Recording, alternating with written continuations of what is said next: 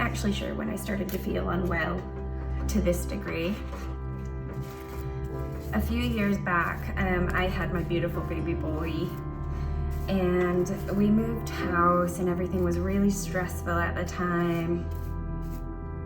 And I started to get really tired and feel really down and really unwell. And I got to a point where I was just crying all the time. So I had postpartum depression for a long time, really. I feel like I've been on medication for like a year and a half for that, I think. I started to feel really well emotionally and like mentally. I started to feel really well in January of this year.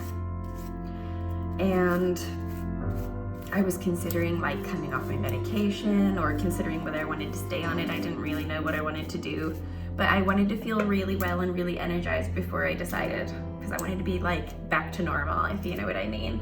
So I waited for the energy to come back. And after a month, it's almost February, I was thinking, man, this is a bit weird. I'm not really like, I feel well for the past month and I'm not really getting any better energy-wise. So in early February, I got into the world's slowest car accident you could ever imagine. A poor lady backed right into the back of my car, like she was trying to park next to me. And I was already parked, and I had taken my seatbelt off and was reaching over to try to grab my phone out of the console next to me. And she hit the back of my car with the back of her car, so like she could not have been going fast. It was in the school car park as well, so it wasn't like, nobody's going fast in this car park, let me tell you. And yeah, I got like whiplash from that. I got a concussion. My body like really reacted to this world's slowest ever car accident. And I went to the doctor. They said it might be a while until I recover from that. So I was really tired then, and I was just like, man, I just can't get over this extreme fatigue. It doesn't want to go off me. And I was exhausted then. And all this brain fog, I was 10 times worse than I am now, and I'm terrible now. I kind of kept attributing the fatigue to that. And then after the car accident, I went back to my GP and was like, oh man, I'm just like, I'm not recovering. I'm not recovering the way I feel I should. And of course, they said, oh, don't worry, like I believe what you're saying, but it's just gonna take time. It'll be fine, don't worry, you'll be fine. Okay, I'll be fine, no problem, I'm not worried about it. But deep down, I'm like, but I have felt unwell for so long, and I keep just like, I keep waiting to get better, and it just doesn't happen. So me being the person that I am, the sort of person I am, I thought, you know what, I am gonna get so into gardening and I'm gonna work my tail off and I will build up the energy that I used to have, because maybe I've gotten used to kind of being depressed and sitting around. What's that doing? Maybe I've kind of gotten used to being depressed and sitting around, and you know, with little babies, it's like, it's a lot of it's being bored and sitting around, and it's really hard. So I thought, if I expend a lot of energy, surely that means on the days in which I choose not to garden, I will suddenly find myself with tons of energy. That seemed to make sense to me. So I would go out and do the gardening and just expend all this energy and do all this stuff in hopes that at some point in the future, all of the energy would return to me. And I think for a well person, that kind of makes sense. And I got myself outside when I was feeling down, which is also really good for me. And, you know, I mean, there were other aspects of it, but I felt like in my mind, I was just trying to find this energy that I had lost, because at one point in time, I did not need 20 coffees to get myself going in the morning. So I wanted to get back to that. And of course it never came. So I started Googling things when I started to get really unwell, and I started to get to a point where I couldn't even walk outside and have a look around my garden. Still, some days I cannot go outside. I'm just too tired, and I don't even walk around my garden. Usually I would have walked around my garden by now, even this morning, and I haven't done it. So I went to my GP, and I thought maybe it's something to do with my heart, because I get these like weird symptoms what I call the lay down feeling. And that is, I get a mixture, especially if I'm gardening. Especially if I'm gardening or doing the laundry, I get this mixture of like dizziness, my vision goes, I hear like this whooshing noise, like a wave or something in my ears. I get dizzy, I can't see, I can't hear anything. And if I just stand there for a second, it does tend to go away with time. Or sometimes I do have to lay down or sit down, and it just makes me so tired. It makes me feel so tired. So I thought, oh, well, there's some fatigue there. And it was something I was experiencing multiple times per day because, like I said, I was spending a lot of time gardening. And then, of course, when I wasn't doing that, I'd be doing laundry or something within the house to try to get my energy back. But I was finding, actually, I was having these really physical symptoms relating to those two tasks specifically. So I was like, okay, this is weird. I'll go to my GP about that. Maybe that's what's affecting my fatigue. And I looked it up beforehand, like any good person who wants to research things. I looked it up beforehand and I noticed POTS. But I was told when I was in A&E that I have orthostatic hypotension, which is when you stand up and your blood pressure drops. And then it comes back up because I did have a pass out situation at work once. They sent me to A&E. And he told me it could have been related to that orthostatic hypotension. So I was like, okay. And he said, doctors will get this test wrong. They will do it wrong on you and they will tell you you don't have it, but never listen to them. I know how to do it exactly right, and you definitely have it. And it stuck with me because it was so like, don't ever let anyone tell you you don't have this because they will do it wrong, especially like newer doctors and stuff. He said they will absolutely do this test on you and tell you you don't have it. So just listen to me right now when I tell you you have it. So it's always kind of stuck in the back of my mind. And when I've Googled it, it seems related to that. And when I Googled POTS, I thought this sounds just like what I'm going through and what other people are experiencing. It sounds just like me. But in my mind, I thought you probably can't have POTS and orthostatic hypotension. In my mind, that seemed to make sense because they seem like two things that shouldn't go together, because POTS is an increase in your heart rate and hypotension is a decrease in your blood pressure. And in my mind, I was just like, I don't know, I'm not a doctor. So in my mind, I was just like, that doesn't really seem to go hand in hand in my mind because I don't know what I'm doing. I've since read that that's not the case, that they absolutely can go hand in hand, but I didn't know it at the time. So when I spoke to the GP about my fatigue, I think she must have been a new doctor, a young doctor, or whatever. I don't know how you want to say it. But she kept saying to me, what do you think it is? What's in your mind? What do you have in your mind? She asked me like 4 times. And I remember thinking, this is so weird. I've never met a doctor who's trying to put the onus of, or the responsibility of, diagnosis on me. Like, she kept putting it back on me to diagnose myself. It was so weird. And I kept saying, I don't know what I have. I'm too tired. I feel unwell. And my heart rate's crazy. It goes crazy, and I know because I have a watch, so like I know my heart rate is going crazy. And she said to me, what do you think it is? And I just thought, well, I'll just say POTS maybe. I don't really know what to say to her because I had looked up POTS and the symptoms are incredibly similar. And then I said, well, I don't know if I could have POTS because I have orthostatic hypotension. So she put the thing on my finger, right, to measure my heart rate, I think. See, I don't know. But anyway, that's the thing that goes on there. I think that's the heart rate monitor. So she did that. And she's like, well, your heart rate's fine. So I was like, oh, great, okay. So she did my blood pressure. And I said, well, my blood pressure's always a bit low, but she said it was not low at the time. So that's good. I don't really know what that's about. So she had me stand up and she waited a minute or so, and then she did the blood pressure again, but not the heart rate. But she did the blood pressure again and was like, no, you don't have orthostatic hypotension, you're fine. There is an increase, but it's like within the acceptable limit. So I was like, okay. But what about like the dizziness and like feeling unwell? Oh, you probably have vertigo. I always suggest you get out with your friends more, go for walks, enjoy yourself, and drink more water. well, what about the fatigue? Well, you're a busy mom of 2, aren't you?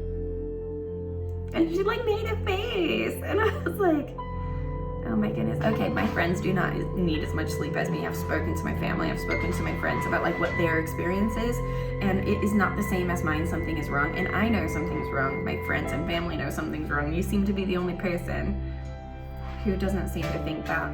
And that's fine. If that's your professional medical opinion, then good for you, but I'm gonna maybe go somewhere else. I don't know. So I left that place thinking, I don't know if I want this GP surgery anymore. Even if she's like, I don't know, even if she's new or whatever. I am 37 years old. I know what it's like to be tired. I know what it's like to have a newborn and a toddler. My children are now 3 and 5. This is not the time I should be sleeping 15 hours a day. Like, I should not be sleeping so much. So I was just like, whatever, okay. I just grabbed them kids and I walked straight out, and I was like, they were misbehaving as well. I must admit, they were misbehaving, and it was so embarrassing as well. So I was just like, I was so fed up with the situation. I was fed up with my kids. I was fed up with this lady who was like wasting my time. I think I went a month or 2 later. I'm trying to think of when I went. I think I went a month and a half later, so. And I saw a different doctor, and she was actually so good. I just looked at her and I said, I'm too tired. I didn't say any other symptoms. I thought, I'm not gonna say any more symptoms. I'm just gonna say I'm too tired. And I had taken a test recently. I'll probably do another video on this too, because I'm gonna make the longest video if I don't just cut it short, but I'll make a video on this too. I had accidentally taken an autism test. I didn't know what it was when I was taking it. But I accidentally took this test, and then after I scored really high, I was like, wait, what's this for? It said at the bottom, like, highly likely diagnosis of autism, and I was like, what? What am I taking a test about? And I said to her, I was like, I am so tired, I don't even know how to explain it. I am sleeping so much, and I have no other symptoms. I'm totally fine. So I'm thinking, like, in my mind, could I have some sort of autistic burnout? Could I don't know what's wrong with me. I'm just too tired. The tiredness is so for real. This is not normal. This is not normal, and I need you to figure out what it is and take me seriously, because it's not normal. And she was like, well, you've come in, you give me eye contact the whole time, you're smiling appropriately. So even if we were to give you an autism assessment or like refer you for autism, there's no magic pill, there's nothing they can do. So it's like, it's pointless to get assessed for autism, get diagnosed with autism, when there's literally nothing anyone can do for you. Which I disagree with that, because now I feel like anytime I say to somebody that I'm autistic, then I feel like I'm lying, because I've never been diagnosed with autism. I wouldn't go online and take a test, a screening test for diabetes, and then go on and tell people I'm diabetic without getting a doctor to prove that I am. I just feel like, why did they say that? It's just so random. And it ended up being an important piece of information, because autism and EDS go hand in hand. And that's what my consultant believes that I have. I did get a clinic letter from her, and it says hypermobile Ehlers-Danlos syndrome. I don't know how to say it. I literally don't even know how to say it. Ehlers-Danlos. No, I think it's A, because it's like A. E-H. Is it Ehlers-Danlos syndrome? Anyway, she said on my clinic letter that I have hypermobile Ehlers-Danlos syndrome, or that's the diagnosis we're working toward. So she hasn't told me that I have that, but she did tell me that I have hypermobile joints, and on the clinic letter under diagnosis was hypermobile Ehlers-Danlos syndrome. So that's clearly what she believes I have, and she's working to prove that now. So I feel like if I would have gone through the rigmarole of getting a real diagnosis for autism, which I was not really dismissed. She didn't say I don't have autism, but she said she encouraged me not to get diagnosed with it for some reason. And I feel like if I was diagnosed with it, then one, doctors wouldn't be prescribing going out for walks with friends as something relaxing, because because I love my friends so much and they're so wonderful, but I have to have a certain amount of energy to do that, to be social. Being social is hard for me. It doesn't come easy.